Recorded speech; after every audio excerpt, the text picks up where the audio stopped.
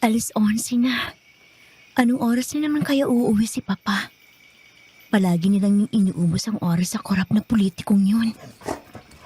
Ay, oh, nagugutom ka na ba, Tupe? Teka lang ha, pakakainin kita. Yun na yata siya. Mabuti naman at dumating na. Papa? Pa? Ikaw ba yan? Oh, Gabi? Anong ginagawa mo dito? Paano mo nilaman na dito ako nakatira? Mahalaga pa ba yun? Mukhang mag-isa ka lang dito ah.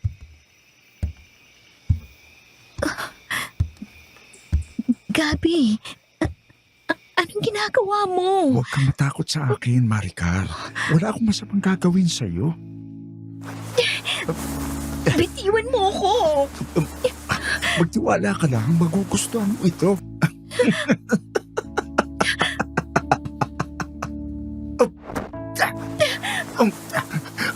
Ang bago-bago mo, Maricar. Ang bago-bago. Bitiwan mo ako! Bitiwan mo ako! Tulong!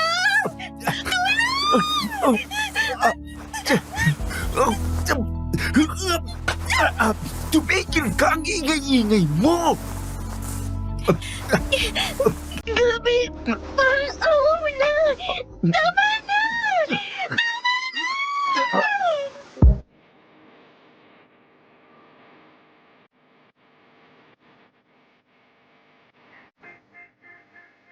Magandang araw po, Miss Sigaya. Itago niyo na lang po ako sa pangalang Maricar. Mahilig po akong makinig ng mga katatakutan na may aral sa totoong buhay. At curious po ako kung anong pakiramdam na mapakinggan ang sarili kong kwento. Marami ng taon ang nagdaan, pero sariwa pa rin sa akin ang lahat ng kaganapan, lalo na at nagbigay ito ng malaking marka sa aking buhay.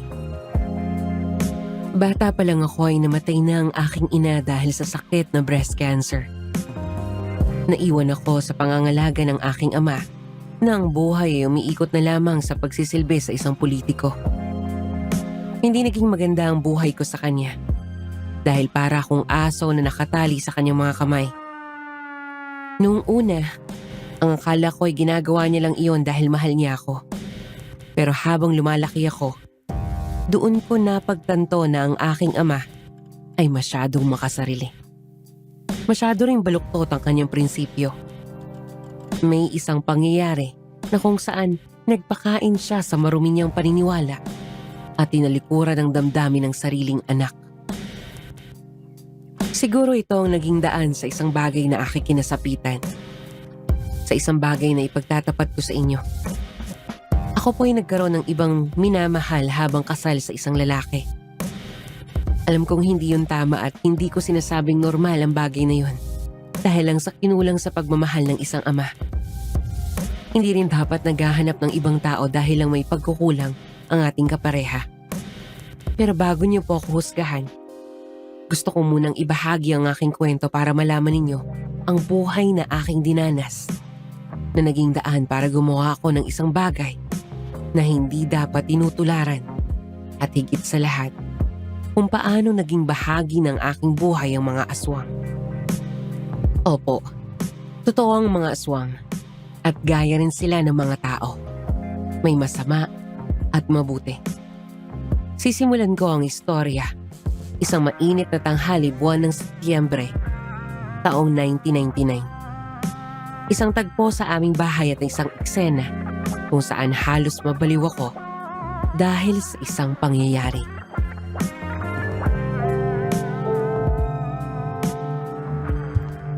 Maricar, gumaya ka na. Pupunta tayo sa konsehal at ipapakilala kita sa kanyang anak na binata. Anong oras na? Oh, anong nangyayari sa'yo? Bakit ka umiiyak dyan? Ang aga mo namang mag-inarte. Aba, talaga magpapaawa pa. Hindi kita pinalaking ganyan, Maricar. Kung may problema ka, matuto ka maging matapang. Hindi yung idadaan mo na lang sa pag-iyak. Hindi ka na yata nagdadasal sa gabi kaya nagkakaganyan ka. Hala, bumangon ka at naghihintay yung mga tao sa atin. Ayoko pa! Hindi ako sasama! Sumusobra ka na! Hindi ba kahapon pa natin ito na pag-usapan? Alas 9 ng umaga, kailangan nakagaya ka na kasi pupunta tayo sa munisipyo at ipapakilala ng konsehal ang kanyang anak. Gusto mo ba akong ibahiya? Alas 8 na oh.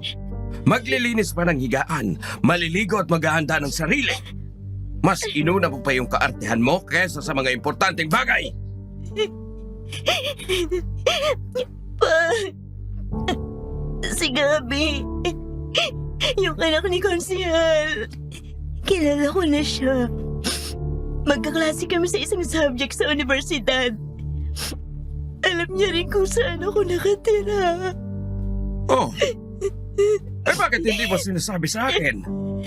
Magkakilala na pala kayong dalawa eh. Hala, gumaya ka pa rin. Si Konsehal ang makakaharap natin at sabihin mo na magkakilala na kayong dalawa. Pa, ayoko po. Parang awa mo na. Ayoko siyang makita. Bakit? Anong problema mo sa kanya? Kagabi po, nang nalate kayong umuwi sa bahay, pumasok dito si Gabi. Wala akong ideya kung paano siya nakarating dito. Ay, baka naman binibisita ka lang anak. Pumunta na pala dito ang anak ng konsehal kagabi. Hindi ka man lang tumawag sa telepono. Eh di sana'y naipaganda natin siya ng... Pinagsamantalahan niyo ako kagabi pa. Yung anak ng konsehal na ipinagmamalaki ninyo. Pinabon niya ang sarili mong anak. Pinagsamantalahan ka niya? Opo. Pumunta tayo sa Doktor Maricar. Po? Narinig mong sinabi ko. Pupunta tayo sa ospital. Sige po.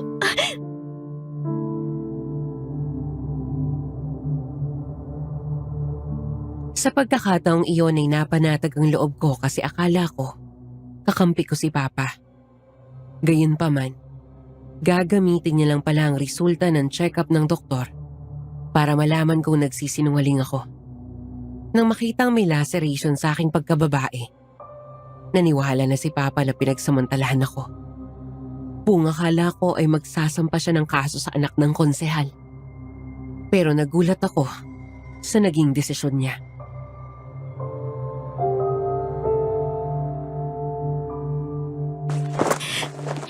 Pa! Pagkatapos ng lahat, yan ang naging desisyon mo sa nangyari sa akin. Ipapakasal mo ako sa taong pumaboy sa akin? May gusto sa'yo ang anak ng konsehal. Kaya niya nagawa yon. At may nangyari na sa inyo. Kaya dapat lang na magpakasal kayong dalawa. Huwag kang mag-alala. Madaling mahalin ang pamilya nila. Subok ko na yan bilang tagapaglingkod nila sa loob ng mahabang panahon. Bukod sa mayaman sila at makapangyarihan, marunong din silang makisama. Anak, matututunan mo ring mahalin si Gabi. Talaga ba, Pa? Wala ka bang pakiramdam? Ganyan ay sasabihin mo sa anak mo halos babaliw na dahil sa ginawa sa kanya? Bakit pa? Hindi mo ba naiintindihan ang nararamdaman ko? At anong gusto mong gawin ko? Ipakulong ang anak ng konsehal? Baka nakakalimutan mo. Utang na loob natin ang lahat sa kanila. Mula sa lupang tinitirhan natin ngayon, sa kinakain natin sa araw-araw, at sa pag-aaral mo, hindi ka makakapag-aral sa kolehiyo kung hindi dahil sa scholarship na ibinigay ni konsehal. Hindi natin sila pwedeng kalabanin. At yang ipinagdadaanan mo, sisiw lang yan sa lahat ng naibigay nila sa atin. Wala kayong kwentang, Ama. Palagi naman kayong ganyan eh. Hindi mo iniisip ang nararamdaman ko. Wala kang pakialam kung nasasaktan ako. Palagi na lang si Konsehal! Si Konsehal! Si Konsehal!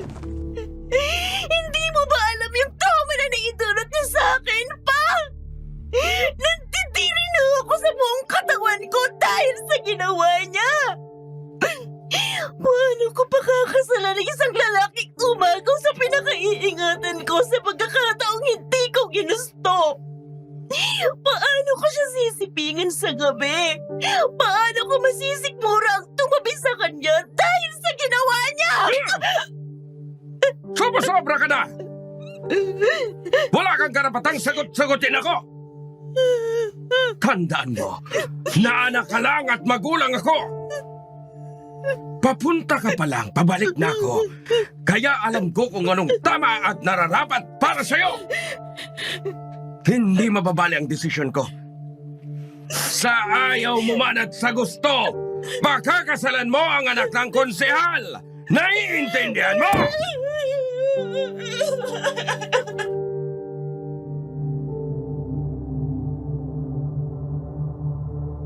Sobrang sakit, Miss Ligaya, na yung taong akala mo'y kakampi mo.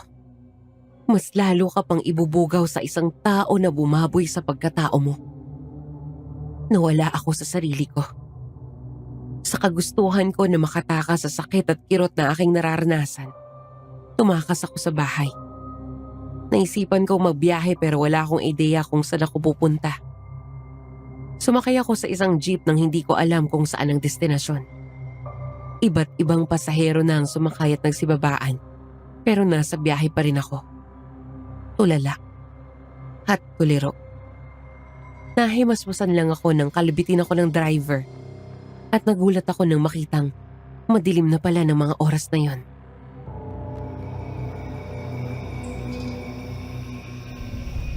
Ineng, saan ka pupunta? Parang kanina ka pang nakasakay dito at hindi ka pumapara. Tapos ang biyahe ko, kaya lang hindi ko alam kung saan ka bababa eh. Gusto mo ba? Ihatid na kita sa inyo? Kamapa ka rito. Babae ka pa naman. Hindi niyo na po ako kailangang ihatid sa amin. Dito na po ako. Pasensya na po kayo. Medyo nag-enjoy ako sa biyahe. Magkano po ba? Babayaran ko na lang po. Eto po, 100. Tanggapin niyo na po. Ang tagal ko rin nakasakay sa jeep niyo kaya dapat lang na malaking ibayad ko sa inyo. Ay siya, salamat iya. Tatanggapin ko na. At pambili rin ito ng bigas. Ang inaalala ko lang ay hindi ka dapat dito bumaba kasi delikado rito. Papunta na ito sa isang liblib na baryo. Itinati na lang kung may mga nakatira ba ritong tao. Baka mamaya may aswang pala rito. Ay nako, wag niyo na po akong alalahanin, Tay. Ayos lang po ako. May kakilala po ako sa lugar na ito. Doon po siya nakatira oh. Sa kubo na yun. Ay, naku iya. Wala naman yata nakatira sa kubo na yun ah. Naku, Tay, matanda na po talaga kayo. May nakatira po talaga dyan. Iwan niyo na po ako at nang makapagpahinga na po kayo sa biyahe. Ako na pong bahala sa sarili ko.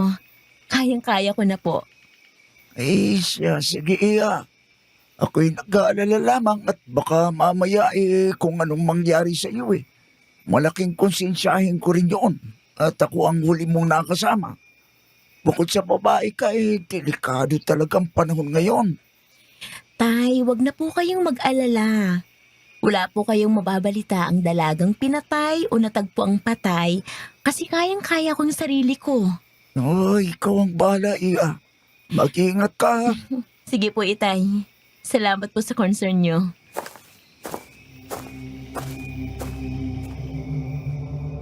Sa totoo lang, wala akong idea kung anong lugar ang pinagbabaan ko. Madilim at masyadong masukal. Pinuntahan ko ang sinasabi kong kubo. Ayoko munang umuwi sa bahay. Naisip ko na tamang-tama ang lugar na iyon para maging pahingahan ko sa buong magdamag. Hindi ako naniniwala sa mga aswang o multo. Kaya wala akong nararamdamang takot. Parang namanhid na rin ako at ang tanging gusto ko lang ay makatakas. Samantala, nagmamadali akong humakbang papunta sa kubo. Madilim kaya mabuti na lang may baon akong flashlight. Pagpasok ko sa loob ay inilibot ko ito at nanlaki ang mga mata ko sa aking nakita.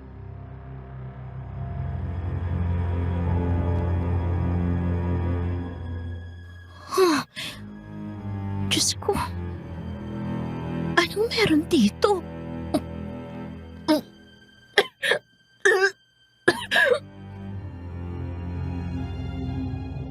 May mga bungo na nagkalat sa lupa. Hindi rin kaaya-ayang nadatnan kong amoy. Amoy masangsang na napakalansa. Hindi ko kayang sikmurain ang mga nakikita ko kaya naman lumabas na ako. Naglakad ako sa isang masukal at madilim na daan. Sa aking paglalakad, bigla na lang akong napahinto. May naramdaman akong kakaibang presensya. Parang may sumusunod sa akin pero sigurado ako, hindi yun tao. Inilihis ko ang aking hakbang para bumalik sa kalsada. Pero may narinig akong malakas na pagaspas ng pakpak. Kasabay ang kakaibang tunog.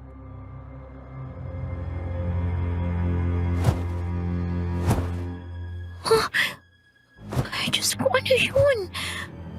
Totoo nga siguro yung sinabi ni Manong driver tungkol sa aswang. O Diyos ko, huwag niyo po akong pabayaan.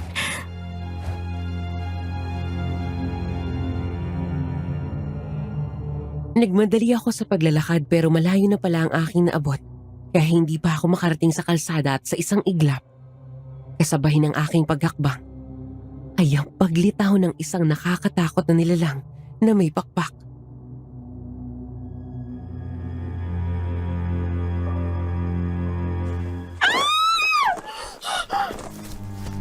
Ay, Diyos ko, nakakatakot. Sino ka? Huwag kang maingay. Kumapit ka lang sa akin. Naliligaw ka at may alam akong daan para mabilis kang makalabas dito. Magtiwala ka lang sa akin.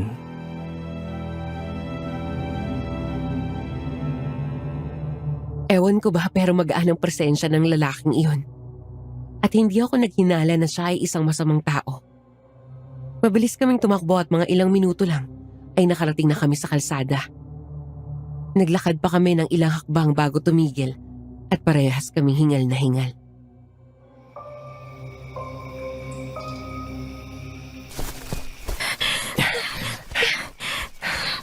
Gusto mo bang uminom ng tubig? May baon ako rito. Sige, kung okay lang. Ubusin mo na yan. Sakto na lang yan sa'yo. Huwag mo akong alalahanin. Okay lang ako.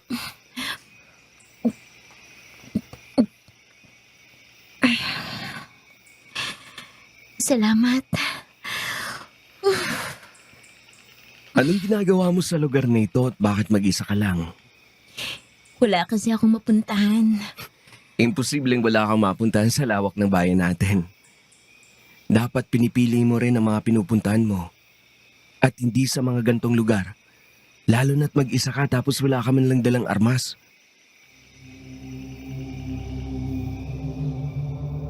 Napatitig ako sa lalaki. Maliwanag pa rin naman kahit papano dahil sa sinag ng buwan. Napakagaan ang kanyang presensya at hindi may kakaila na may itsura siya. Unang beses ko pa lang siyang nakita pero wala akong anumang naramdamang pagdududa. Pakiramdam ko talaga ay mapagkakatiwalaan siya.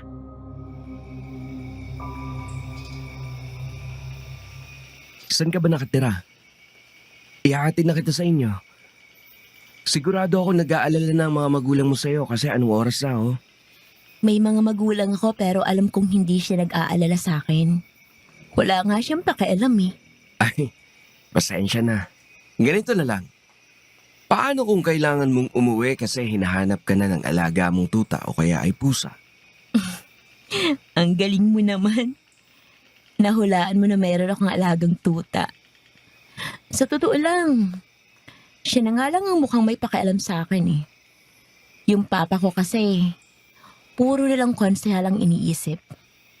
Walang pakialam sa nararamdaman ng nag-iisa niyang anak. Alam mo, hindi kita kilala pero may pakialam ako sa'yo.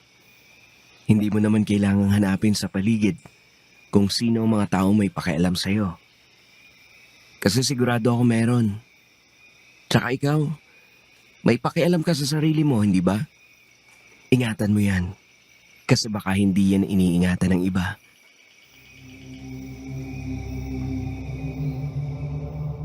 Napangiti ako. Sobrang gaan niya talagang kasama at makahulugan ng mga sinasabi niya. Para akong nakahanap ng comfort kahit hindi ko pa nasasabi ang aking pinagdaraanan. Napagdesisyonan kong umuwi na lang sa amin kasi naalala kong alaga kong tuta na si Tupi. Siguradong hinahanap na ako nito sa may pinto. Tahimik lang kami habang nasa daan pero damang-dama ko ang kanyang presensya. Sa hindi inaasahang pagkakataon, ay may tumigil na sasakyan sa harapan namin at bumaba doon si Papa.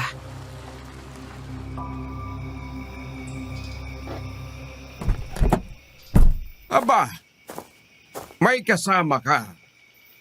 Sinong lalaking yan? Pa, hindi ko siya kilala. Tinulungan niya lang po ako rito. Magdadahilan ka pa. Ang sabihin mo, may relasyon kayo ng lalaki na yan at sumasama ka sa kanya ngayon dahil ayaw mo magpakasal sa anak ng konsehal. Hindi yan totoo, pa. Maniwala ka sa akin. Wala kaming relasyon ng lalaking yan. Mawalang galang na po.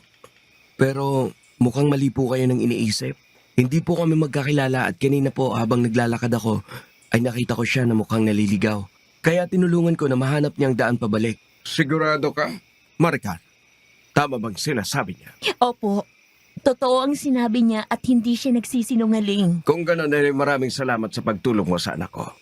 Pero siguraduhin mo lang na totoong walang namamagitan sa inyo. Dahil malapit na siyang ikasal. Hindi basta-bastang taong kanyang pakakasalan, kundi anak ng isang mayamang konsehal sa ating bayan. Maricar, tara na. Sumakay ka na sa sasakyan. Opo.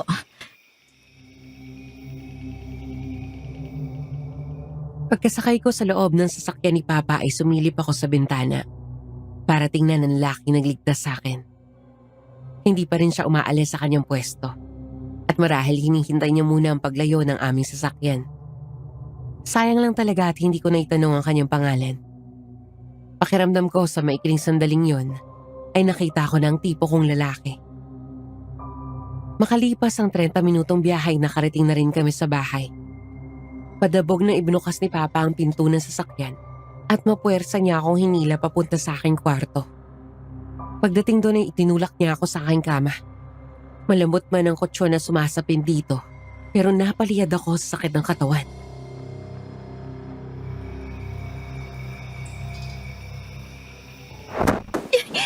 Pa! Aray! Nasasaktan ako! Yan ang napapala mo! Kasi masyado kang matigas ang ulo! Hindi ba sinabi ko sa'yo? Huwag ka munang umalis dahil malapit ng araw ng iyong kasal. Nag-aasikaso na kami ng mga papeles. Kaya sa ayaw mo't sa gusto, tuloy ang kasalan. Ayoko magpakasal sa kanya, pa. Parang awa mo na. Binabo niya ang katawan ko at hanggang ngayon, dala pa rin ng puso ko ang takot kaya paano ko siya pakikisamahan? Kapag nakasal kami, sa bawat araw na makakasama ko siya, maaalala ko ang kanyang kawalang hiyaan. Pa, hindi mo ba naiintindihan yun? Sa una lang yun, anak.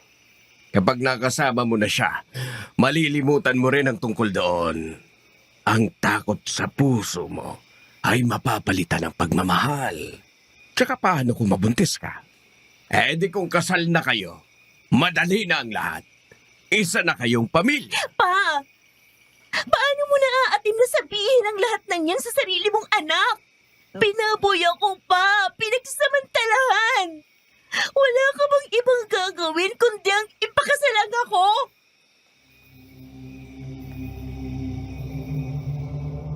Hindi sumagot si Papa. Tumalikod na lang siya at lumabas ng aking kwarto. Napasandal na lang ako sa pinto habang umiiyak. Lumapit sa akin ang alaga kong si Tupi. Gaya ng nakasanayan ay dinilaan niya ang aking kamay. At niyakap ko naman ito ng mahigpit habang hinihimas ang makapal niyang balahibo.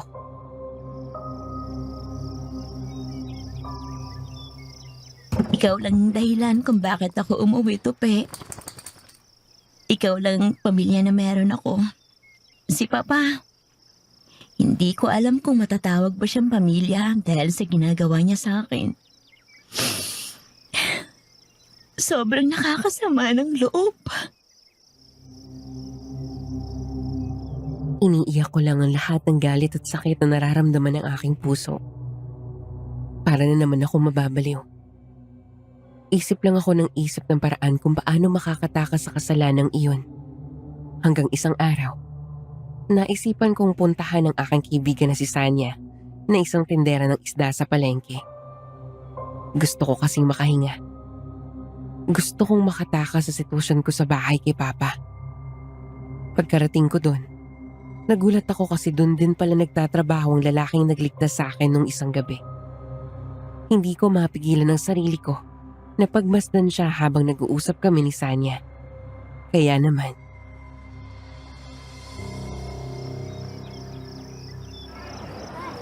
Ano ba, Bes? Aray! Nag-uusap tayo tapos nakatingin ka sa trabahador dito. Hangin ba ako, ha? Hangin? Pambihira ka talaga, Bes, oh. Nakita ko kasi siya ng isang gabi. Tapos dito pala siya nagtatrabaho. Ah, si Matias.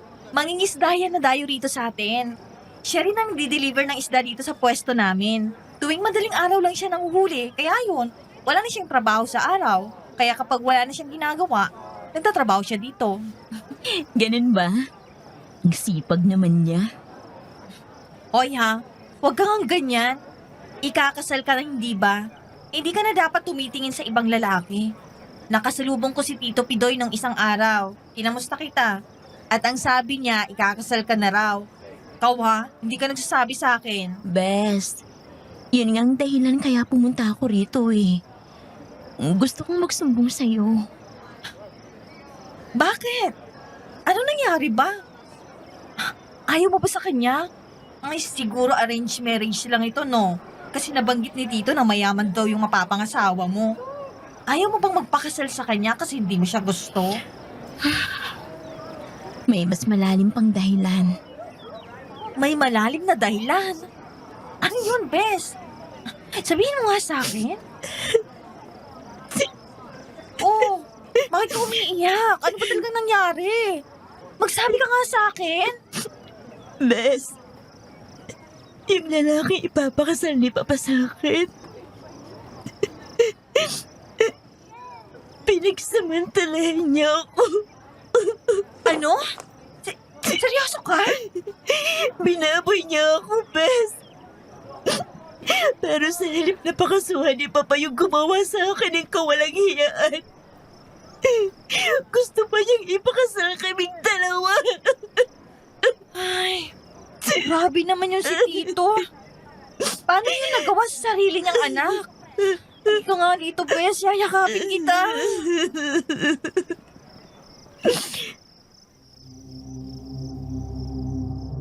habang niyayakap ako ni Sanya ay lalong lumakas ang aking iyak. At mas lalo kong ibinuhos ang aking emosyon. Sa sulok ng aking mga mata ay natatanaw ko si Matias. Nakatingin sa akin at mukhang naaawa ito sa sitwasyon ko. Marahil yun ang dahilan kung bakit nang lumabas ako sa palengke, ay hinabol niya ako.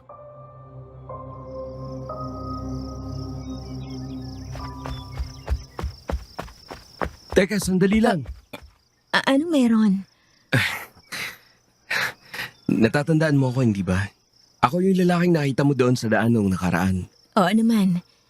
Natatandaan kita. Hindi ko alam kung anong mangyayari sa akin kung hindi ka dumating. Salamat nga pala doon. Dumating kasi si Papa kaya hindi na kita napasalamatan. Pasensya na rin kung pinaghinilaan ka niya ng hindi maganda. Ayos lang yun sa akin. Ano nga palang pangalan mo? Maricar ang pangalan ko. Ikaw, si Matias ka, di ba? Paano mo nalaman? Siyempre, nakita kita kanina sa palengke tapos yun ang tawag ng mga tao sa'yo kaya nalaman ko na Matias ang pangalan mo. Ganun ba? Siya nga pala, nalaman ko ang tungkol sa sitwasyon mo. Ang bigat pala ng pinagdadaanan mo ngayon. Hindi sa nakikialam pero kanina, nung nasa loob ka ng palengke at nagtatrabaho ko sa may malapit sa inyo, narinig ko ang pag-uusap ninyo. At sa ganong kalagayan mo, hindi ko mapigilan na lapitan ka. Para naman maramdaman mo na may karamay ka. Salamat sa concern mo ha. Pero, pakiramdam ko, wala na akong magagawa doon. Baka kaya gusto akong ipakasal ni Papa kasi alam niya na wala siyang laban sa pamilya ni Gabi. Hindi pa rin yung tama. Ang ipakasal ka sa taong pinagsamantalahan ka? Alam kong wala akong maitutulong kasi alam kong mahirap lang din ako. Tanging pangingisda lang ang trabaho ko tapos kapag wala ako sa laot, nandito ako sa palengke, tumutulong sa pagbubuhat ng mga mabibigat na bagay o kaya naman ay kung anong pwedeng gawin. Pero alam mo, gusto ko lang sabihin sa'yo na pwede mo akong ituring na kaibigan. Kung gusto mo ng kakampi, karamay o kausap, nandito lang ako. Hanapin mo lang ako rito sa palengke. Maraming salamat, Matias. Alam mo, sa totoo lang, sa sobrang istrikto ng papa ko, hindi ako nagkaroon ng maraming kaibigan. Mabuti na nga lang at nandyan si Sanya na kaibigan ko na simula pagkabata. Kaya natutuwa ako na kahit hindi pa tayo matagal magkakilala, gusto mong ituring na kitang kaibigan. Wala yun. Maliit na bagay. Pero kung may alam kang paraan, huwag ka sanang pumayag na magpakasal. Kasi baka maging miserable ang buhay mo. Susubukan ko, Matias. Susubukan ko. Sige, Maricar. Nagtitiwala ako sa'yo. Siya nga pala, kailangan ko nang bumalik sa palengke. Kasi baka hinahanap na ako doon ng mga amo ko. Sige, maraming salamat.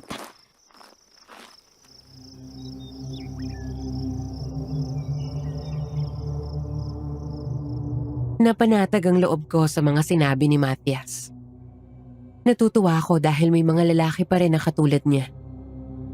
Samantala, hindi ko natupad yung sinasabi ko na susubukan ko. Kahit anong gawin ko kasi hindi ako makawala sa pagkakatali ng aking ama. Hanggang sa sumapit na nga ang araw ng kasal. Elegante ang kasalang naganap. Pero ni isa man lang sa mga ito ay hindi ako nagawang pasayahin. Nakaupo lang ako sa tabi ng lalaking kinasusuklaman ko.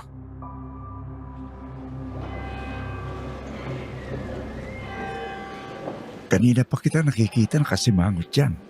Sayang naman yung make-up mo. Alam mo ba kung magkano yan?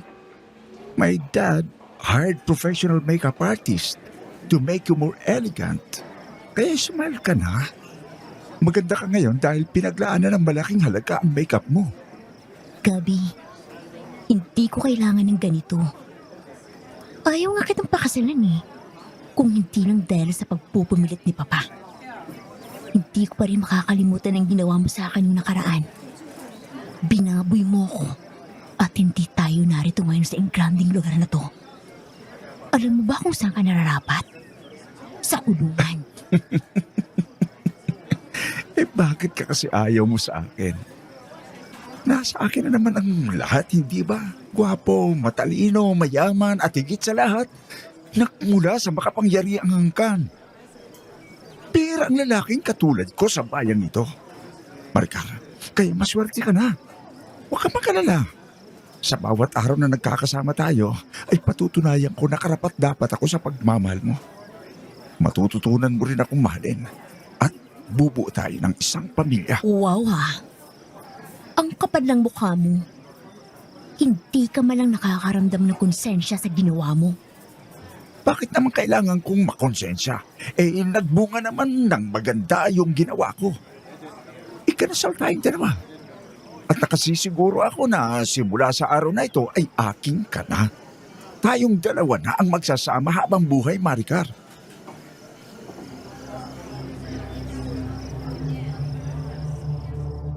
Nangilabot ako sa mga sinasabi ng lalaking katabi ko. Hindi ko kayang dibdibin ang mga yon dahil palagi ko pa rin naaalala kung paano niya ako binaboy. Habang magkatabi kami, umiiwas na lang ako. Ayokong madampi ang kahit kaunting parte ng aking katawan sa kanya. Naiirita ako sa mga taong nagsasaya sa selebrasyon. Lahat ay mayayaman at may posisyon sa gobyerno. Pero hindi nakakatuwa. Hindi dapat sila nagdiriwang.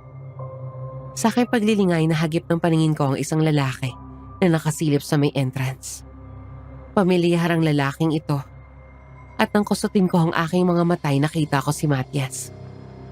Kaya naman nagmadali akong tumayo para puntahan siya. Oh, Maricar, saan ka pupunta? Hindi pa tapos ang selebrasyon kaya hindi tayo dapat naghihiwalay. Wala akong pakialam. Maricar! Maricar! Sandali!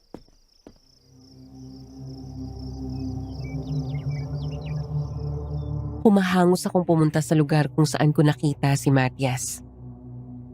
Pagdating ko doon ay wala na siya at hindi ko na naabutan. Nagtanong ako sa guard kung saan siya pumunta at ang sabi nito, hindi raw niya napansin na lalaki doon. Inisip ko na lang na baka namamalikmata lang ako kaya agad akong nagpakawala ng malalim na buntong hininga. Paglingon ko ay nakita ko si Gabby na mabalsik na nakatingin sa akin nang puntahan ako. Napairap lamang ako at iniwasan siya ng tingin.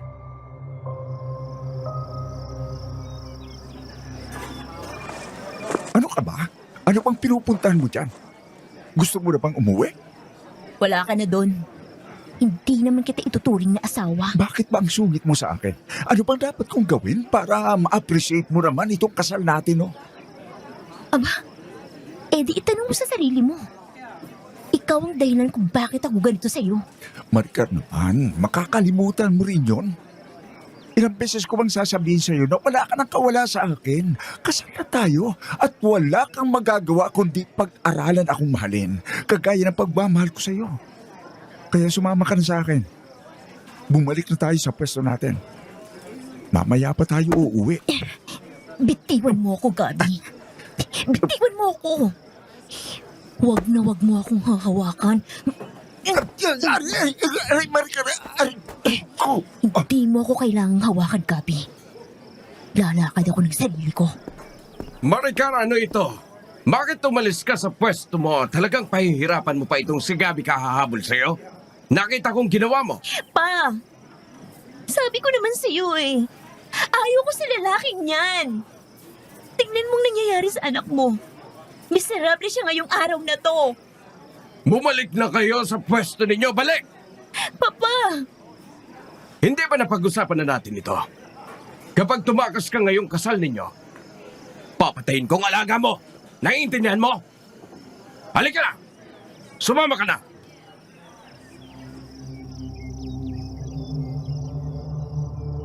Miss Ligaya, mahal na mahal ko talaga ang asa kong si Tupi. Kaya yun lang talaga ang naging kondisyon ni Papa sa akin para umattend ako sa kasal. Wala na akong nagawa nang hilahin ako ni Papa. Pero bago pa man kami makakbang, ay may narinig kaming pagkakagulo sa outdoor area ng hotel. May mga tao doon dahil mas prefer ng iba na mag-inuman habang nasa tabi ng pool, kasabay ng selebrasyon. Agad kaming humakbang papunta doon at ang lahat ng tao ay nagkatipon sa isang tabi at balisang balisa. Dahil sa kuryosidad, ay tinanong namin ang isang babae na may hawak na mangkok.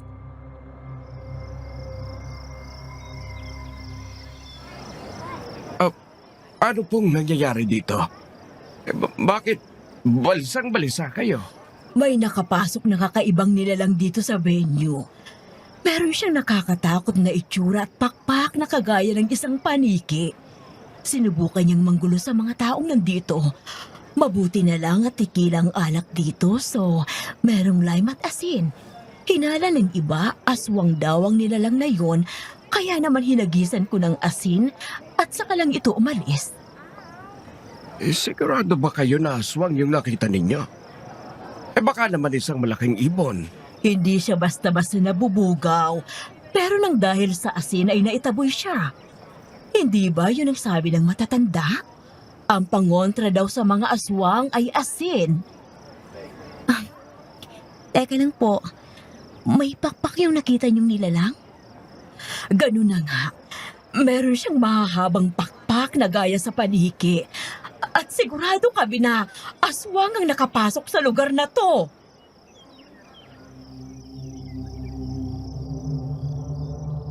Ang bagay na yun ay nagpagulo sa aking isip. Bakit naman kaya pupunta ang aswang sa venue na yun? Sa pagkakataong iyon ay naalala ko rin iyong nakita ko sa isang hindi pamilyar na lugar na napuntahan ko. Sa palagay ko ay iisa lang ito. Pero hindi ko maintindihan ang dahilan ng pagdayo nito sa aming lugar. Hanggang sa natapos na ang selebrasyon at kinagabihan,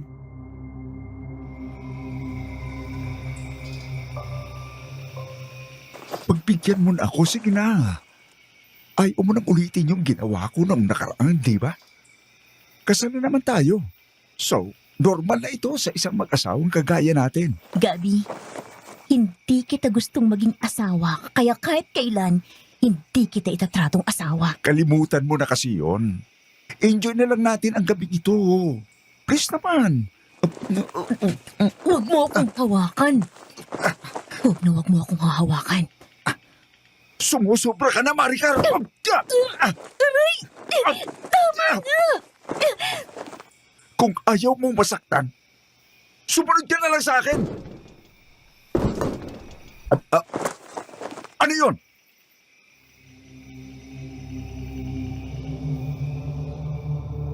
natigilan kaming pareho ni Gabi dahil sa malakas na pagkalabog na mula sa bubong ng aming kwarto. Sinundan pa ito ng malakas na pag-angil na nagdulot na nakakatakot na pakiramdam. Ilang sandali pa, umalalong ng napakalakas ang aso kong si Tupi. Ayon sa matatanda, ang pag-alulong ng aso ay nangangahulugan na may hindi magandang mangyayari kaya agad akong napabangon at naging alerto. Nagpatuloy pa ang pagkaluskos. Tumayo na rin sa Gabi at naghanap ng kung anong armas. Naiwan ako sa kwarto at maya-maya pa ay biglang nabutas ang bubong at lumitaw dito ang isang nakakatakot na kamay na may mahahabang kuko at kulay abuhin ng balat. Nanlamig ang buo kong kalamnan. Nakakakilabot ang itsura.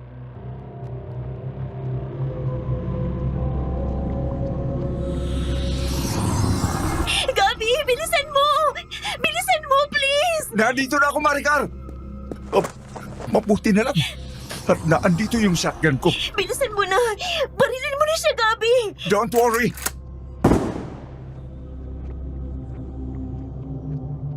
Mabilis ang nilalang. Bago pa man maputukan ng kamay nito, ay agad na itong nakalayo. Kumalabog ng napakalakas sa aming bubong at halatang lumipad na ito palayo dahil sa malakas na pagpagaspas ng pakpak. Naiwan pa rin ang takot sa aking katawan.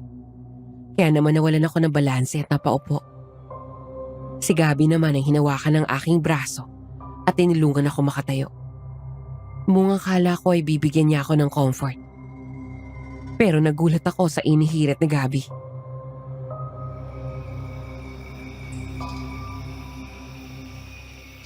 Wala na yung aswa. Ituloy na natin. Ibang klase ka talaga, no? Masyado ka na bang tigang? Pagkatapos ng nangyari, yan pa rin ang tumatakbo sa isip mo? Wala na naman eh. Anong gusto mong gawin natin? Magkasawa na ba tayo, hindi ba? Ano ka ba? Huwag ka na nang maarte. Bitawan mo ako! Sabi bitawan mo ako eh! Ayoko nga! Maricar! Lakas mo! Hindi na ako mahina katulad nung gabing binaboy mo ko. Kaya kung ayaw mong masaktan, huwag mo akong pipilitin sa ayaw kong gawin.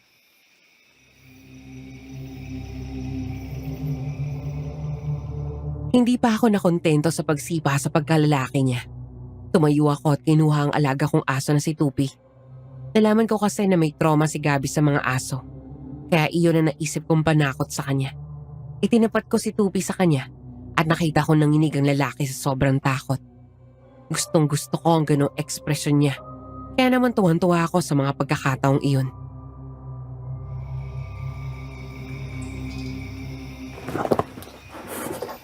Anong gagawin mo? Ibaba mo yan, please. Hindi na kita pipilitin. Ibaba mo lang yung alaga mong aso. Sabi ko na nga be, ito ang kahinaan mo. Sa susunod na pilitin mo akong gawin ang ayaw ko, ipapalamon kita ng buo sa aking aso. Naiintindihan mo? Oo na. Ibaba mo na yan. Hindi na mauulit.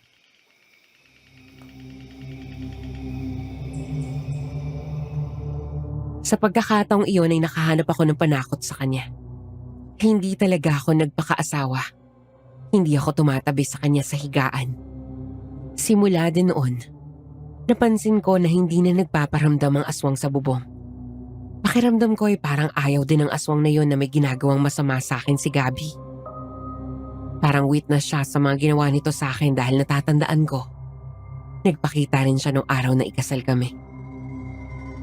Pero hindi ko na yun masyadong inisip pa. Nag-focus na lang ako sa kung paanong mawawala ng interes sa akin ang hilaw kong asawa para maisip na nito makipaghiwalay. Ayaw ko ring umasa sa kanya pagdating sa pera. Kaya naman isang araw,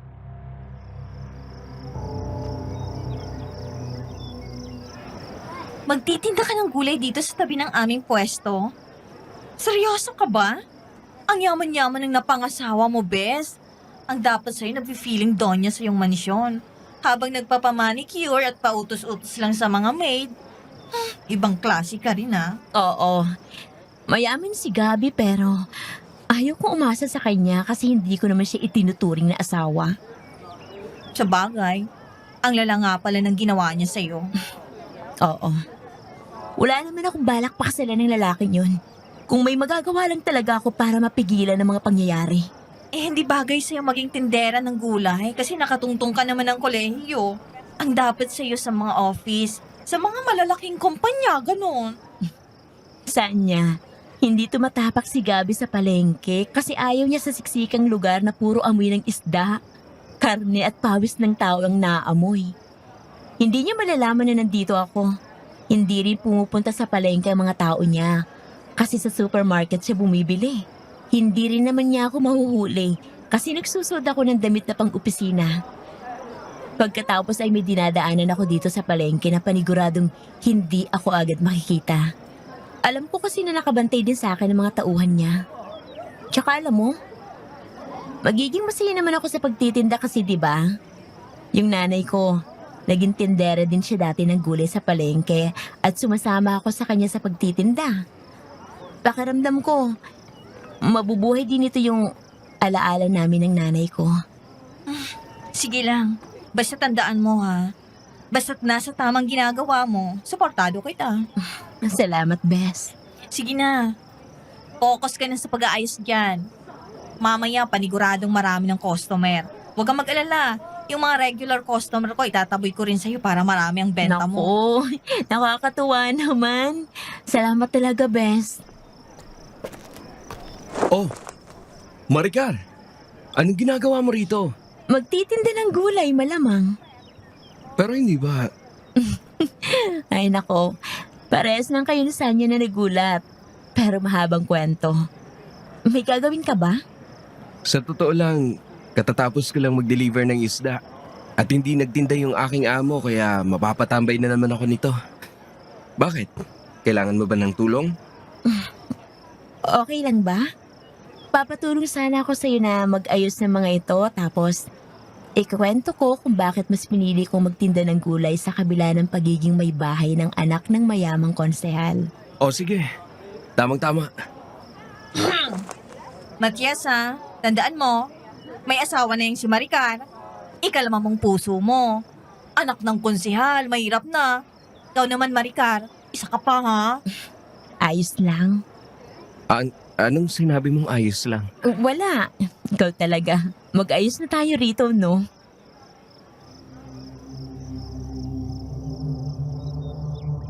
nakita kong naiiling na lang si Matias sa tinuran kong yun.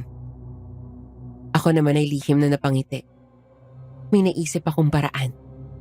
Gusto kong mapalapit kay Matias. Baka sakaling mawala ng gana sa akin si Gabby kapag nanlalaki ako.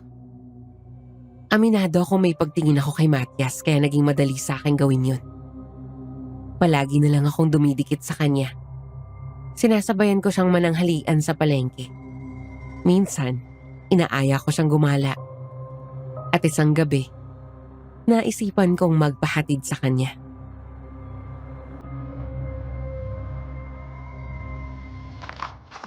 Baka makita tayo ng asawa mo kapag inihatid pa kita hanggang sa may gate ng bahay ninyo. Kaya hanggang dito na lang kasi maliwanag na naman doon. Ano ka ba?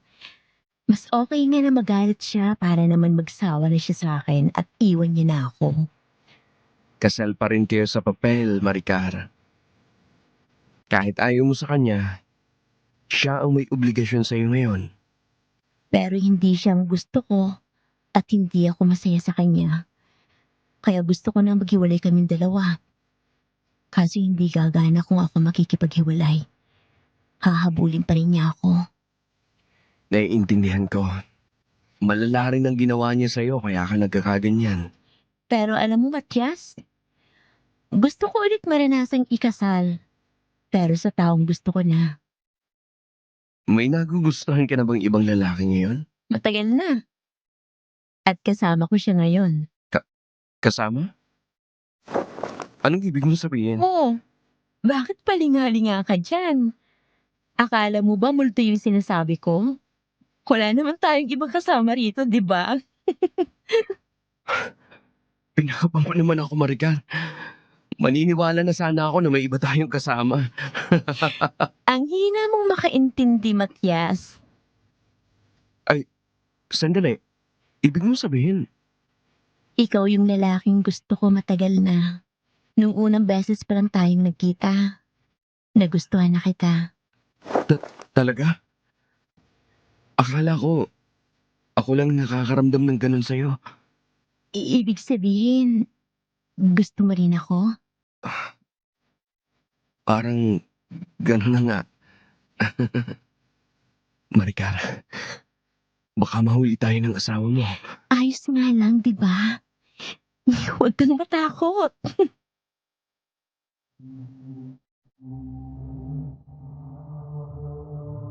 Gumanti na rin ang halik sa akin si Matias.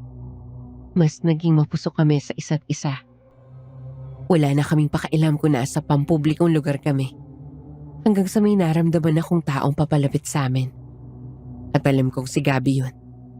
Sa halip na bumitaw kay Matias, mas lalo kong diniinan ang pagkakahalik sa kanya. At nasasabik na ako sa tagpong maaabutan ni Gabi. Sakalang kami bumitaw sa paghahalikan nang nasa harap na namin mismo ang hilaw kong asawa.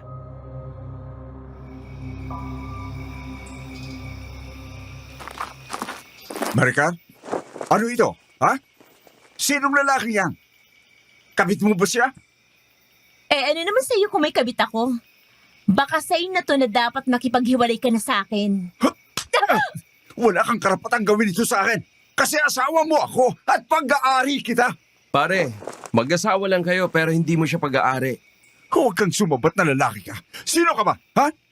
Wala ka namang kadating-dating. Gabi!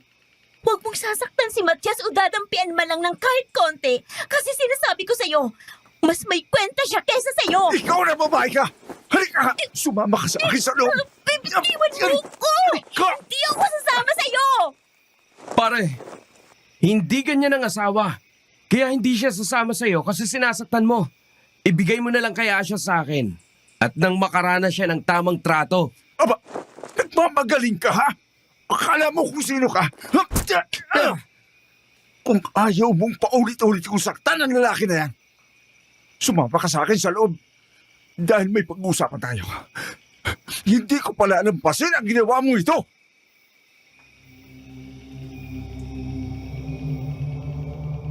Sa pagkakataong iyon ay wala na ako nagawa ng hilahin ako ni Gabi. Naiwan si Matias na nakaupo sa kalsada habang hawak ang pasa sa kanyang muka. Ipinasok ako ni Gabi sa loob ng aming kwarto at umibabaw siya sa akin. Mahigpit niyang hinawakan ng dalawa kong kamay saka pinagsasampal ang aking muka. Nag-ipon ako ng puwersa saka sinipa ang kanyang pagkalalaki. Tumalsik si Gabi sa ibaba ng kama at hinanap ko si Tupi. Paulit-ulit ko tong tinawag pero hindi ito dumating. Nagkaroon ako ng hindi magandang hinala. Kaya naman binalikan ko si Gabi na nagsisikap bumangon sa loob ng kwarto.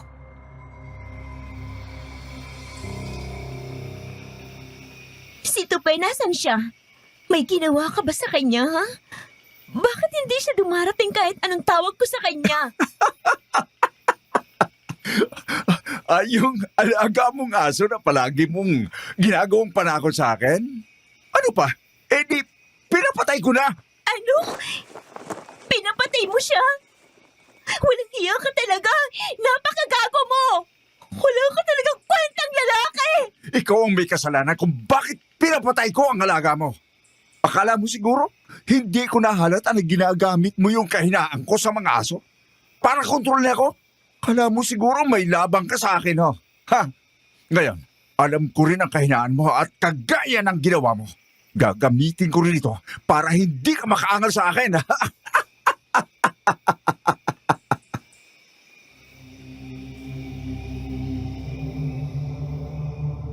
Nabigla ako sa sunod na ginawa ni Gabby. Hinila niya ang mahaba kong buhok. Ito yung kahinaan ko. Ang pinakaayaw ko sa lahat ay hinihila ang aking buhok. Halos maubusan na ako ng lakas sa pagpumilit na makawala sa kanya. Napaiyak na ako sa sobrang sakit. Hanggang sa may narinig na naman kaming malakas na kalabog. Pero sa pagkakataong iyon, wala ito sa bubong. Sumalpok ito sa bintana at parang nagpupumilit na pumasok. Nangatal ang katawan ko sa nakita ko. Isang malaking nilalang na may mahabang tenga. Malaking mga mata na halos lumuwa na. Abuhin ang kulay ng balat at may mahabang pakpak. Galit na galit ito at pilit na sinisira ang salamin. Binitahon ako ni Gabby at kumuha ito ng baril. At saka,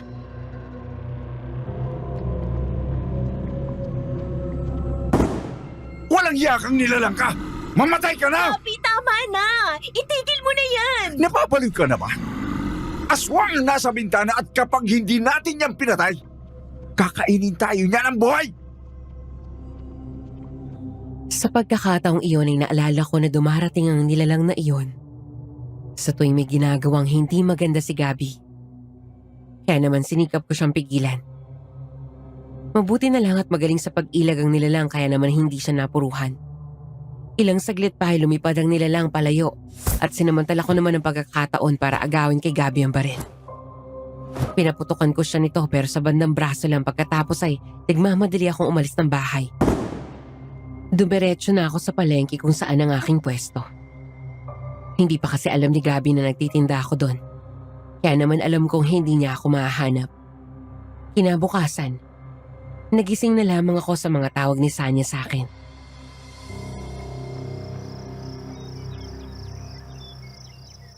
Bes?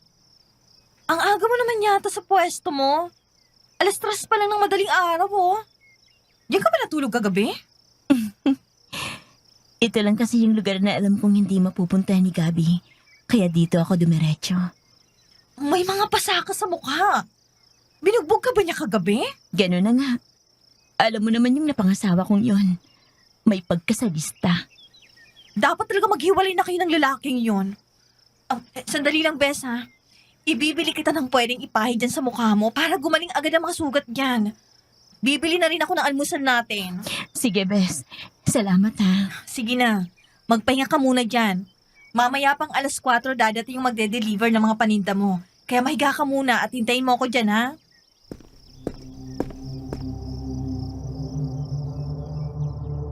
Ngumiti na lang ako sa tinurang iyon ni Sanya. Maya-maya pa ay may narinig akong mga yapak paparating sa aking kinaroroonan. Paglingon ko ay nakita ko si Matias dala ang isang malaking batya na puno ng isda. Nagulat siya pagkakita sa akin kaya naman nang maibaba niya ang kanyang mga dala, ay nagmadali siyang lumapit sa akin.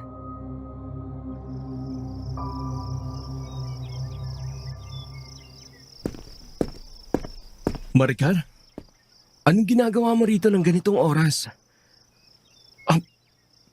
Binugbog ka ng lalaking yon? Kaya tumakas ka sa inyong bahay? Halata sa mukha mo, puro pasaka. Ganun na nga. Hindi lang yun ang ginawa niya. Pinatay pa niya yung mahal kong alaga na nagagamit ko para takutin siya. Napakasama niya. Kung maaari nga lang, hindi na ako umuwi sa kanya at dito na lang ako tumira sa pwesto na to. Maricar, unang-una sa lahat, hindi mo siya gusto at ayaw mo siyang mapangasawa. Pero bakit nagtitiis ka sa ganyang sitwasyon? Pwede ka namang umayaw, di ba? Magpakalayo-layo ka.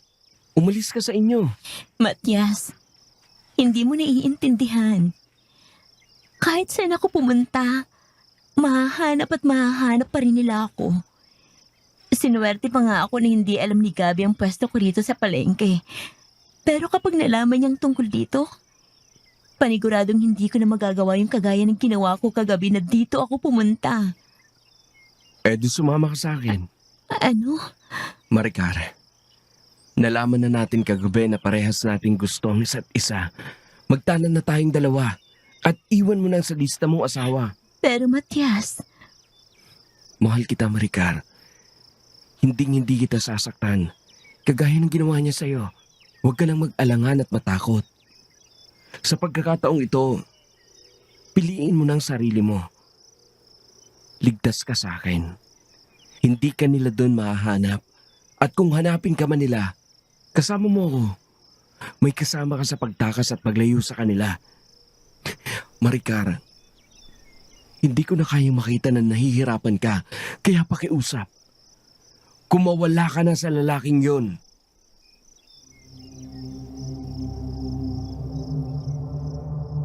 Nakaramdam ako ng kapanatagan sa sinabi ni Matias. Kaya naman hindi ako tumanggi sa alok niya. Iyon din ang gusto kong mangyari. Ang makasama ang taong totoong mahal ko. Sinamantala ko ang pagkakataong wala sa bahay si Gabi nang umuwi ako para mag-impake ng mga gamit.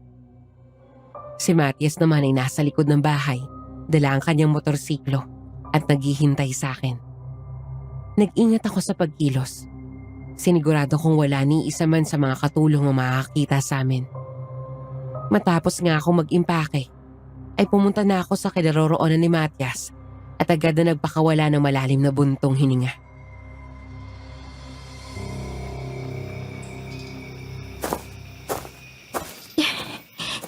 salamat sa Diyos at hindi ako nahuli. Pwede na tayong umalis, Matias. Teka, isuot mo tong helmet bago tayo bumiyahe. Oh, ang aga niya na. Bumiyahe muna tayo bago maglambingan. Hayaan mo na. Sobrang saya ko lang talaga ngayon kasi sa wakas, makakaalis na ako sa pamamahay ng lalaki na walang ibang ginawa kundi saktan ako. Mas magiging malaya ka na ngayon at mas ligtas. Hindi kita pa iiyakin. Tara na nga, ituloy natin yan sa bahay mo. Sa ngayon, bumiyahe muna tayo. Sabi mo yan, ha?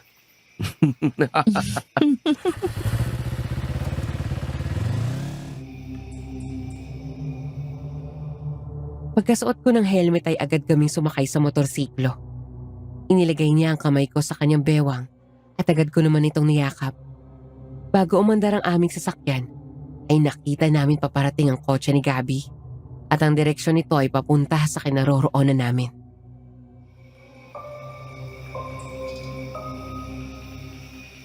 Matias, bilisan mo. Yun ang sasakyan ni Gabi. Bakit dito siya dumaan? Hayaan mo na lang. Bilisan mo na lang. Okay na, Maricar. Hindi niya tayo nakita. Grabing kaba ko, ha? Muntik na talaga. Kasi duman siya sa ating tabi. Ang mahalaga, hindi naman niya tayo napansin. Ipanatag mo ng loob mo ngayon, Maricar. Malaya ka na sa mapanakit mong asawa. Mabuti na lang talaga. Kumapit ka pa ng mahigpit. Bibilisan ko pang pagpapatakbo para siguradong hindi na niya tayo mahuhuli. Sige.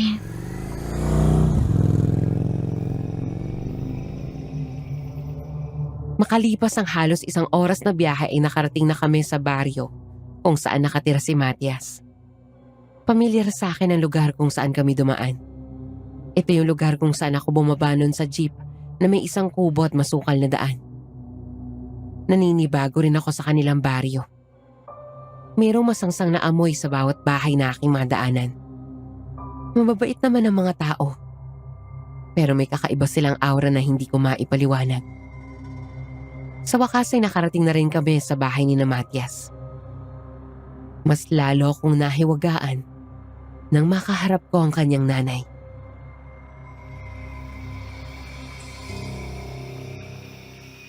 Sa atin mo siya patitirahin, Matias?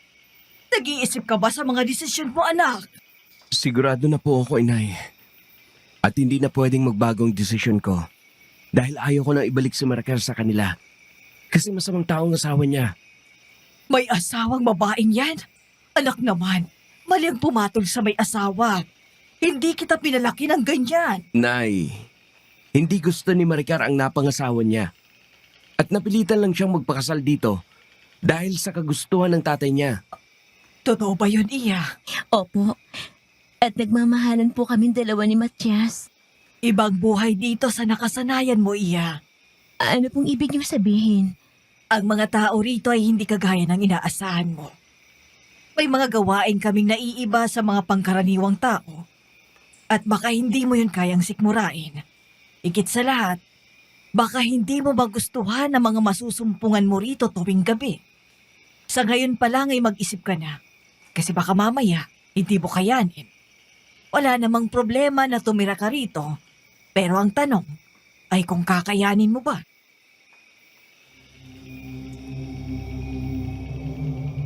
Hindi ako nakapagsalita sa tinulang iyon ni Aling Teresa.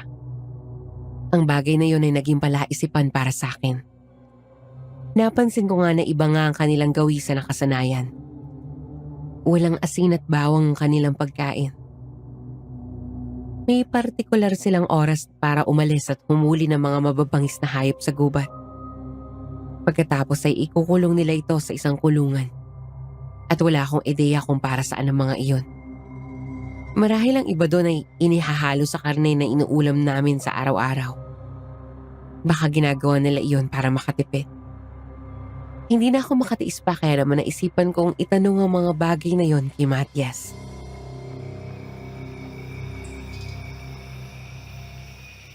Alam mo, Maricar, may mga bagay na hindi ko pa kayang ipaliwanag sa iyo ngayon. Ang mahalaga ay nakalaya ka sa asawa mo at nasa ligtas na lugar ka na.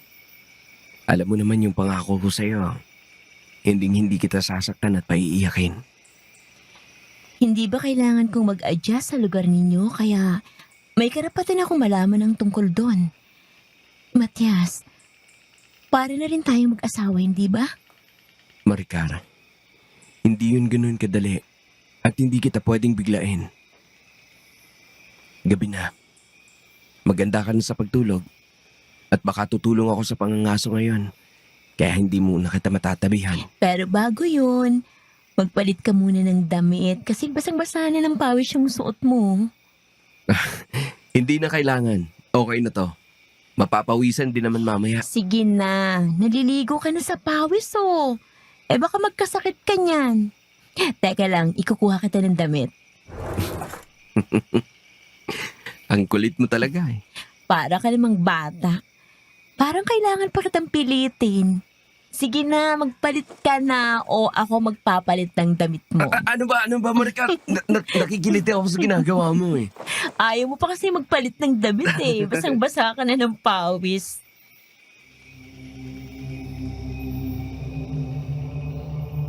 Hindi na nga nakaangal si Matias nang hubarin ko ang suot niyang long sleeve. Nang tanggalin ko ito ay nakita akong katawan niya na maraming sugat na may benda. Meron sa tagiliran, sa may likod, at malapit sa dibdib. Hinawakan ko ang mga iyon at napasigaw si Matias sa sakit.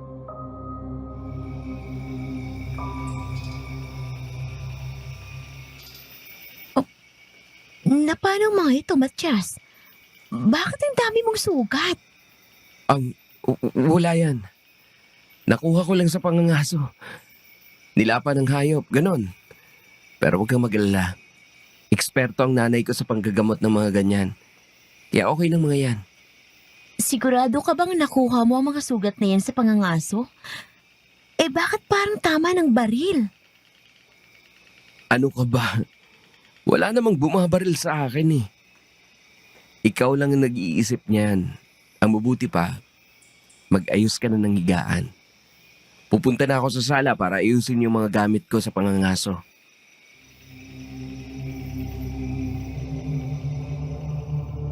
Sa pagkakataong iyon ay hindi ako napalagay.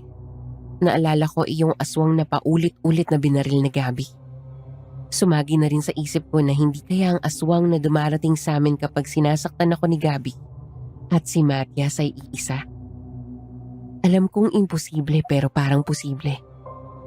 Magdamag lang akong nakatitig sa kisame ng gabing iyon hanggang sa naisipan kong bumangon. Pumunta ako sa kwarto ng ina ni Matias para usisain siya pero wala ito roon. Hanggang sa naisipan kong lumabas at nanindig ang balahibo ko sa mga narinig ko.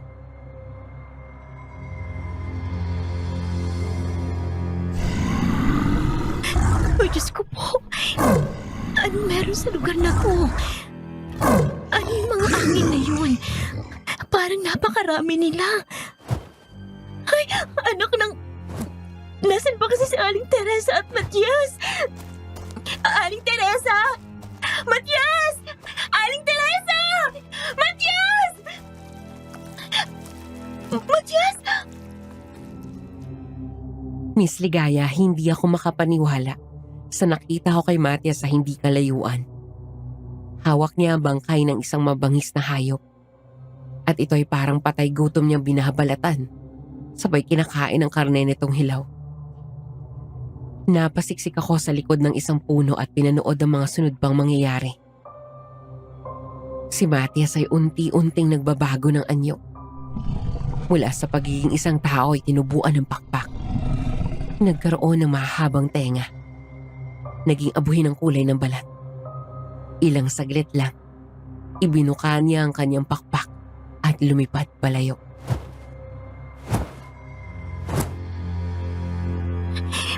Hindi ako nananaginip, diba? Totoo itong mga nakikita ko. Teka, hindi kaya si Matias yung aswang na pumupunta sa bahay? Oo, yung aswang na pumupunta sa bahay sa tuwing sinasaktan ako ni Gabi. At si Matias ay iisa ang itsura. Nangilabot ako dahil sumama ako sa isang aswang. Kinabukasan, halos patirik na ang araw nang umuwi si Matias. Nakahiga pa ako sa papag at nagulat na lang ako nang yakapin niya ako at halikan sa noo. Dahil hindi ko alam kung magtitiwala ako sa kanya, bumitaw ako mula sa pagkakayakap niya sa akin.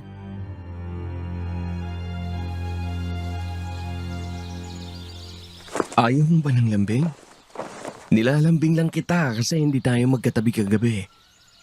Nakita ko ang nangyari kagabi. Isa kang aswang? Nakita kitang nagpalit ng anyo at naging isang nakakatakot na nilalang. Alam mo na palang tungkol doon. Maricar, wala akong balak itago sa'yo tungkol sa pagiging aswang ko. Ayaw lamang kita mabigla. Kaya inilihim ko muna sa'yo. Pero maniwala ka sa akin, hindi kami masamang aswang. Hindi kami tulad ng iba. Halos lahat ng nakatira sa baryong ito ay aswang. Pero hindi kami kumakain ng karne ng tao.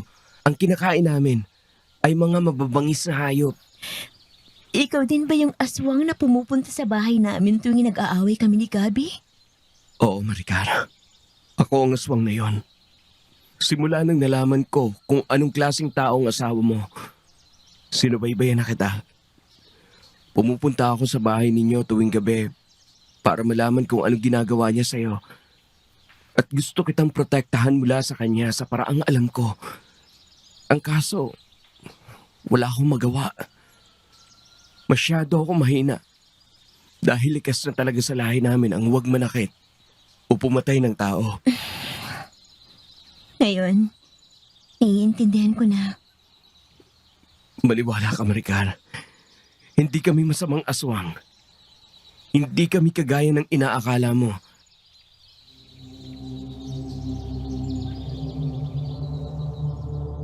Sa pagkakataong iyon ay napanatag ang loob ko at niyakap naman ako ng mahigpit ni Matias. Pero isang araw, isang pangyayari nagpagulo ng isip ko. Dahil 3 taong natagpo ang patay malapit sa likod ng bahay ni Matias. Iisa lang ang pinagbibintangan ng mga tao. Si Aling Teresa. Dahil hinahawakan daw nito ang mga bangkay. May nakakita rin daw sa pagpapalit anyo ni Matias at ang iba pang aswang sa baryo na yun. Kaya naman sira na ang impresyon sa kanila ng mga tao. Hindi na ako nagtitiwala sa kanila dahil sa aking mga nabalitaan. Kaya naman naisip kong tumakas At nang paalis na ako, ay nakita ako ni Matias.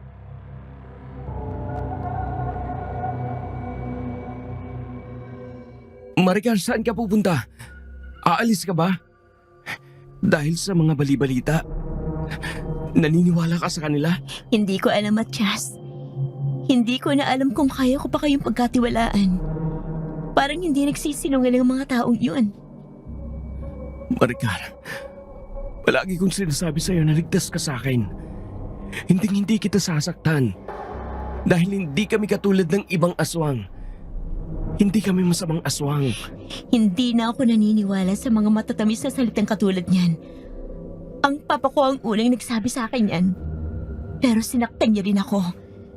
Sumunod ay si Gabi. Pero binaboy niya at sinaktan niya rin ako. Sa iyo, gaano ba katotoo ang mga salitang yan kung may mga taong nagpapatotoo sa mga ginawa ninyo? Baka mamaya, iningahanda niyo lang pala ako para gawing pagkain. Pero iba ako sa kanila, Maricar. Maniwala ka. Matias, sawang-sawa na ako magtiwala. Kung talagang hangad mo ang kaligtasan para sa akin, hayaan mo akong umalis. Palayain mo ako ngayon din.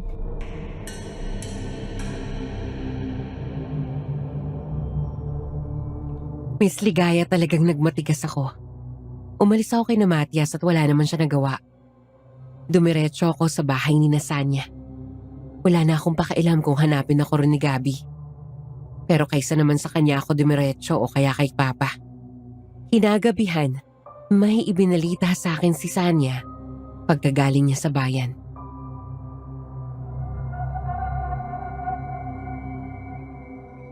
Oh, bakit parang hingal na hingal ka?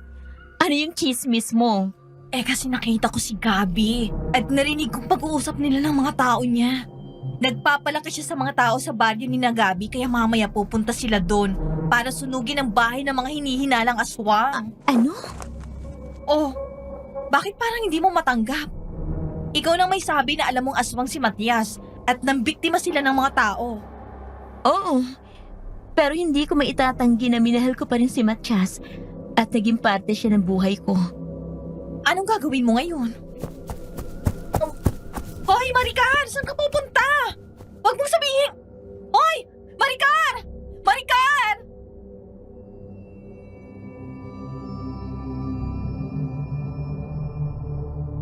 Sa pagkakataong iyon ay nagmadali ako papunta kina Matias. Pagdating sa baryo nila ay nakita kong ilang bahay na nasusunog. Nagkakatipon din ng mga residente doon para panoorin ang insidente. Nakakapanindig balahibo ang naabutan ko. Bumabalot sa aking panindig ang palahaw ng mga natrap sa loob ng bahay. Huli kong pinuntahan ang bahay ni na Matias. Huli na ang aking pagdating. Halos abo na lang ang natitira sa kanila. Hindi ko kinaya ang mga nakita ko. Ang nauupos na katawan ni Aling Teresa. Hinahanap ko hunasan si Matias kaya naman agad akong tumakbo papunta sa nasusunog na bahay. Bago pa man ako makalapit, may humila sa akin at ito ay walang iba kundi si Gabi.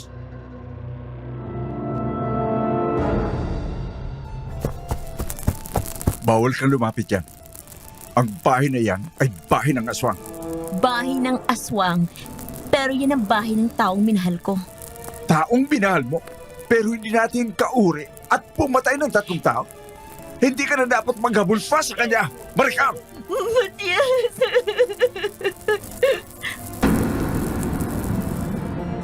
Wala na akong nagawa sa mga pangyayaring yun.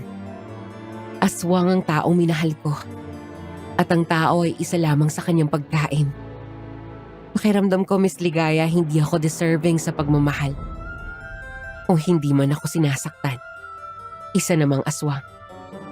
Isang araw may isang pumutok na balita. Nalaman ko mula sa isang tao na ang pumatay pala sa 3 tao na natagpuan malapit sa likod ng bahay ni na Matias ay walang iba kundi si Gabi at ang kanyang ama. Ang nakausap ko ay isang witness at alam niyang may atraso ang mga taong ito sa mag-ama dahil may alam sila sa panunuhol ng mga ito. Alam nila na may aswang sa lugar ni na Matias. Kaya naman dito nila iniwan ang mga bangkay para hindi sila ang mapagbintangan. Wakwak ang laman loob ng mga ito dahil kinuha nila ang mga lamang loob para ibenta. Nalaman ko rin na may iba pa silang pinatay at doon nila pinapatay ang mga tao sa kubo na nakita ko nung isang gabi. Dito ko napatunayan na minsan mas masahol pa pala ang tao sa mga aswang. Walang hiya ka! Nalaman ko ang lahat ng ginawa mo at ibinintang mo lang ang lahat sa mga aswang! Naniniwala ka sa sinasabi ng siraulong taong yon? Oo! Dahil alam kong matagal na kayong walang hiya ng tatay mo at magagawa ninyo ang bagay na yon! Anong gagawin mo ngayon? Sisiguraduhin kong magbabayad kayo sa mga kasalanan ninyo! Sige, subukan mo. Titingnan ko kung anong magagawa mo. Gumawa ako ng paraan para ihabla si Gabi at ang ama niya. Pero bago ko pa yun magawa, nawala ang kaisa-isang witness at hindi ko na tumahanap. Hindi pa rin ako sumuko. Nag-imbestiga ako ng mag-isa pero masyado silang makapangyarihan. Walang sino man ang naniwala sa akin. Makalipas ang 1 taon, ay kinarma din naman sila. Natalo sa eleksyon ng ama ni Gabi at si Gabi naman ay namatay sa car accident. Ako naman ay nag-focus sa sarili kong buhay. Pinilit kong bumangon sa kabila ng mga nangyari. Ang papa ko naman ay namatay na dahil sa stroke. Minahal ko na ang pagiging tendera sa palengke. Kaya ipinagpatuloy ko na lamang ito. At isang araw, may isang bagay na sumurpresa sa akin.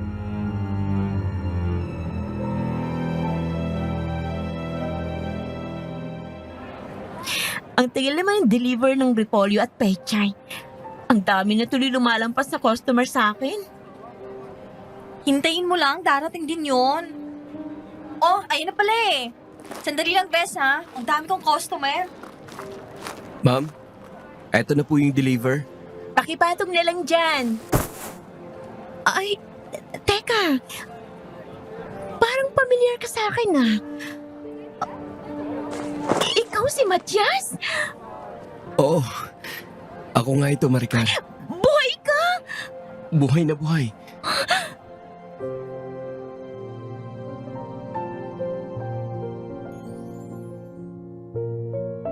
Sobrang saya ko ng mga oras na yon na nalaman kong buhay pa pala si Matias. Pero huli na ang timing. Kasi may nobyo na ako ng mga panahong iyon at kagaya rin ni Matias. Tinitrato niya ako ng tama. Sa kabila nito naging magkaibigan pa rin kami. Humingi din ako ng tawad na pinagdudahan ko siya. At sinabi ko sa kanya na alam ko na ang totoo. Ilang buwan lang kaming nagkasama ni Matias at pagkatapos nito, ay bigla na lang siyang nawala. At wala na akong ideya kung ano pa ang nangyari sa kanya. Miss Ligaya, itong kwento kong ito ay nagpapatunay na hindi lahat ng aswang ay masama. At hindi lahat ng tao ay mabuti.